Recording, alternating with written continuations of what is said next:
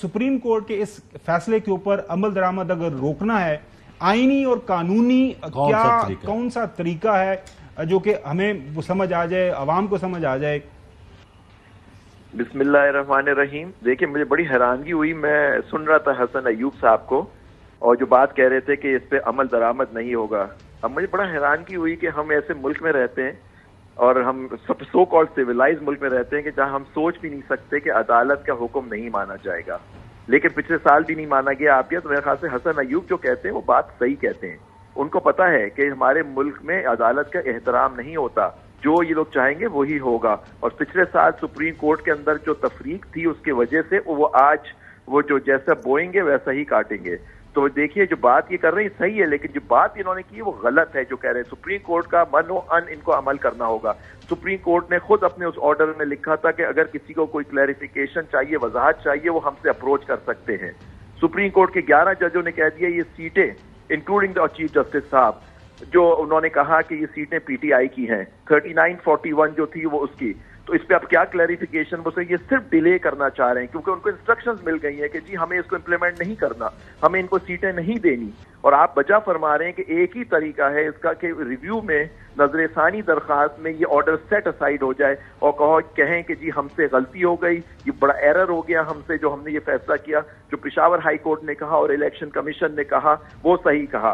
अब देखिए, इनका रिव्यू तो लगा नहीं, वो आपने देखा कि वो रिव्यू की उन्होंने कहा जब तक रीजंस नहीं आए रिव्यू नहीं सकते। वो जो कमेटी है जजों की उन्होंने फैसला किया वो नहीं लगेगा रिव्यू। तो उन्होंने कहा चलो जी क्लैरिफिकेशन दे दो ताकि और डिले हो जाए मामला, क्योंकि जजेस तो है नहीं।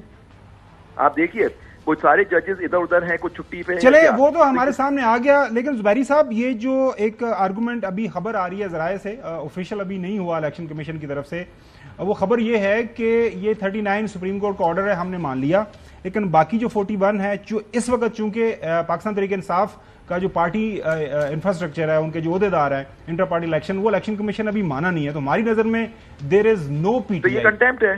देखिए, उन्होंने 41 जो लोग रह गए थे उसमें तो एक प्रोसीजर दे दिया कि 15 दिन में जो लोग हैं वो देंगे एफिडेविट के पीटीआई के हैं या नहीं है। अगर उन्होंने दे दिया तो फिर ये कैसे नहीं मानेंगे? अगर नहीं मानेंगे तो अच्छी बात है, ना माने, फिर कोर्ट को इनके खिलाफ हद तक इज्जत का कंटेंट प्रोसीडिंग करके इनको जेल भेजना चाहिए इलेक्शन कमिश्नर को। और ये क्योंकि उनका वो, मैं इस नतीजे पे पहुंचा हूं, पिछले साल से 2 साल से इनको देख रहा हूं कि ये बेचारे मजलूम लोग हैं, क्योंकि ये सिर्फ ये डिक्टेशन पे काम करते हैं। इनको जो हुक्म आ जाता है वो मानते हैं। तो मैं इस नतीजे पे उनके कॉन्शियस का हुक्म आता है जुबैरी साहब, उनके कॉन्शियस पे काम करते हैं। हसन अय्यूब सवाल पूछ इनका जमीर, ये तो बेजमीर लोग होते हैं ना, जो हसन सवाल कर लीजिएगा, माने वो जो तो उनकी जमीर तो मर चुका होता है ना, जो अदालत की बात ना माने, को कहे कि जी कि हम अदालत की बात नहीं मान। जैसे हसन अय्यूब साहब बात सही कह रहे थे, हसन अय्यूब साहब की ये कोशिश करेंगे कि ये इम्प्लीमेंट नहीं हो। चलें हसन सवाल करें।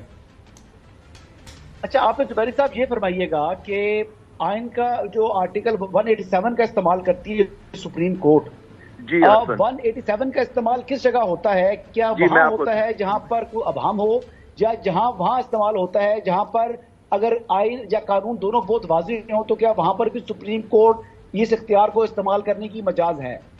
देखिए, सुप्रीम कोर्ट, हसन बहुत अच्छा आपका सवाल है। सुप्रीम कोर्ट हर हाल में आर्टिकल 187 को इस्तेमाल कर सकती है अगर कोई प्रोसीडिंग्स उनके सामने पेंडिंग हो। वो खुद नहीं, 187 बजाते खुद एक आर्टिकल को इस्तेमाल नहीं किया जाता, लेकिन कोई केस, कोई लिस्ट उनके सामने, कोई केस उनके सामने पेंडिंग हो और उनको कंप्लीट जस्टिस करने की जरूरत हो उसके अंदर, तो 187 होता है। और इससे हजारों अथॉरिटीज है सुप्रीम कोर्ट की कि आर्टिकल 187 187 किस सिचुएशन में आप इस्तेमाल कर सकते हैं। वो सेल्फ एग्जीक्यूटिंग नहीं है, लेकिन कोई केस उनके सामने चल रहा है, उनमें जो हाई कोर्ट के अंदर मुश्किलात होती हैं वो पूरे नहीं कर सकते। सुप्रीम कोर्ट इससे ऊपर है।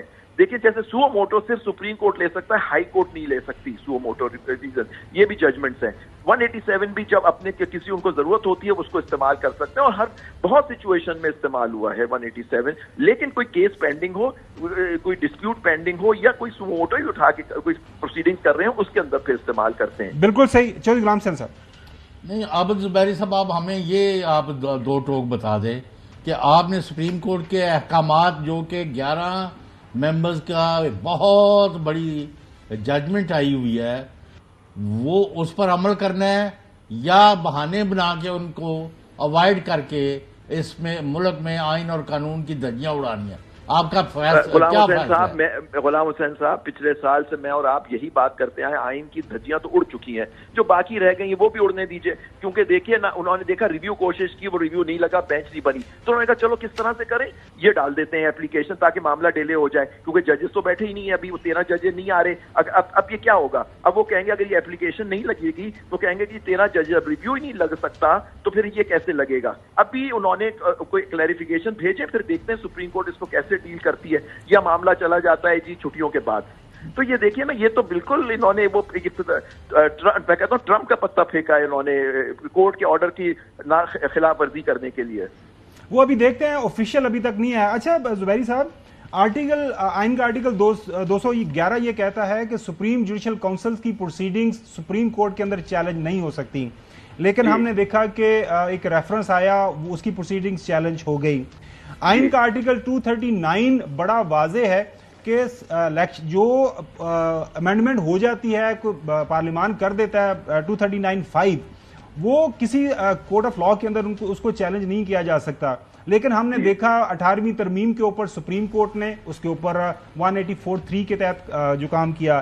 ایک اور حالیہ فیصلہ آیا ہے جیسے قاضی فائز صاحب نے کیا ہے 62(1)(f) کا، جس کے اندر آپ کو پتا ہے انڈائریکٹ فائدہ ہمارے تاحیات سمیع اللہ بلوچ کو سیٹ اسائیڈ کر دیا، ہاں سیٹ اسائیڈ کر دیا انہوں نے کہا جی اس کو یہ سیلف ایکسیکیوٹری یہ کلوز نہیں ہے، اس کے اوپر کلوز نہیں تھا، انہوں نے بڑی ایک 5 ممبر بینچ کی ججمنٹ کو سیٹ اسائیڈ کر دیا اور انڈائریکٹلی بینیفٹ مل گیا بہت سارے لوگوں کو۔ اچھا، میں یہ سوال میرا یہ ہے کہ جو یہ بات کی جا رہی ہے حسن کے آرگومنٹ کو آگے بڑھاتے ہوئے کہ جی سپریم کورٹ کے ہاتھ بندھے ہوتے ہیں، تو لیکن سپریم کورٹ پاکستان کا جو آئین کی تشریح ہے، یہ ساری حسن نے خود بات کی ہے 187 کی، باقی چیزوں کے ساتھ 187 کے پاس کمپلیٹ جسٹس کرنے کی ہے، تو حسن صاحب تو خود ابھی انہوں نے خود ان کو معلوم ہے، ماشاءاللہ ان کو اچھی طرح معلوم ہے کہ سپریم کورٹ کے کوئی ہاتھ نہیں بندھے ہوئے ہوتے، supreme court can do complete justice, that is the word used by the constitution, law givers نے ان کو دی ہے پاور سپریم کورٹ کو۔ حسن کوئی اور سوال ہے آپ کے ذہن میں؟ Please go head.